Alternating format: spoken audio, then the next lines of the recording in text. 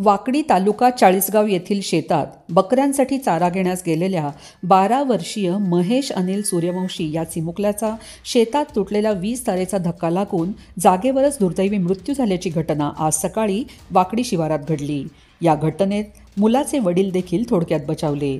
बापाच्या डोळ्यादेखत मुलाचा मृत्यू झाल्याची हृदय पिळवटून टाकणाऱ्या या घटनेची बातमी वाऱ्यासारखी गावात पोहोचली। सदर घटनेबद्दल सर्वत्र हळहळ व्यक्त होत आहे। योगायोगाने त्याचवेळी एका अंत्यविधीसाठी आमदार मंगेश चव्हाण हे वाकडी गावात आले होते।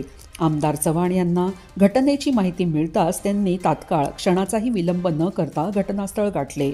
घटनेचे गांभीर्य ओळखून त्यांनी उपस्थित वीज वितरण कंपनी व पोलीस प्रशासन यांना सूचित करून घटनेचा पंचनामा केला। सदर प्रसंगी आमदार मंगेश चव्हाण यांनी माणुसकीचे दर्शन दाखवत भावनाविवश होत बालकाचा मृतदेह हा चाळीसगाव येथील ग्रामीण रुग्णालयात नेला। या घटनेचा हृदय पिळवटून टाकणारा व्हिडिओ व फोटो सोशल मीडियावर व्हायरल झाले आहेत।